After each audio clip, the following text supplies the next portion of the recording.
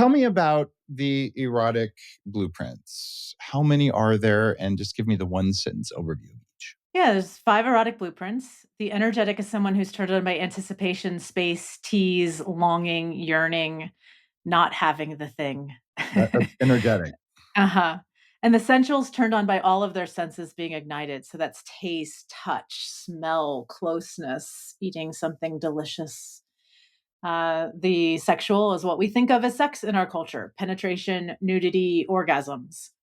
And then we go to the kinky, and the kinky is what we've been talking about. It's the taboo, it's impact, it's whatever's taboo for you. So it's that edge for you personally in Like kink. And kale. there's So for me, like if someone tried to give me kale, it'd be so taboo. so taboo. It might blast you off into outer Take me with space. kale. I've been very bad.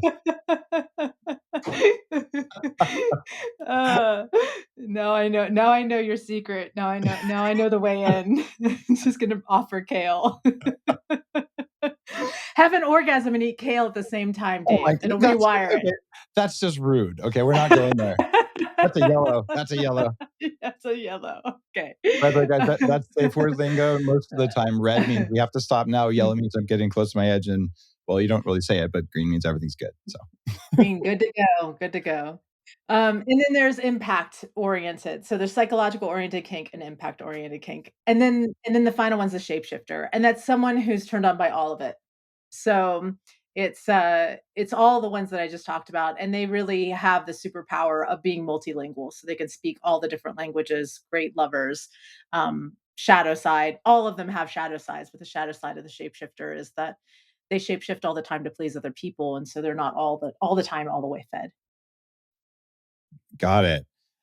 Spending a whole day with Kimmy Inch, learning your content through one of your instructors was really remarkable. Because I mean, I've read your book, I've done my surveys, I've had you on stage, right?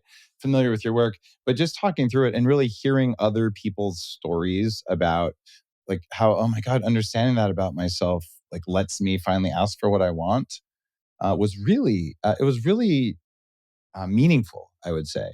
I think everyone who just got to go deep, it sort of unlocks this idea that wow, I never recognized that pattern in myself. Now that I know the pattern, I know the areas where I can likely mine to find the richness in my intimacy, and then I can ask my partner for it. And your partner is going to be totally clueless, right? There's like, how would you know otherwise? You just sort of Right. stumble into it.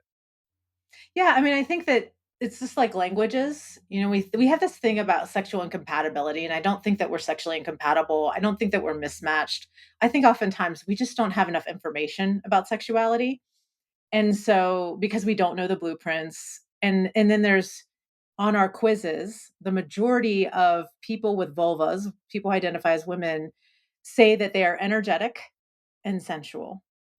And the majority of people with cocks say that they are mostly shapeshifters, which was surprising, I think, to a lot of people because a lot of people think sexuals would be what most men would identify as, but they're really across the board. And so we've got these whole areas of our sexuality, especially with energetics. The majority of people have not even started to explore there, or kinky, that we're not learning in. So it's like a whole sex of sets of languages that we don't know how to speak. And oftentimes the pairing I see most is an energetic with a sexual.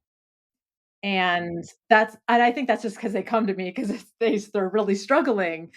But that pairing, it seems like they're on two very, very different planets.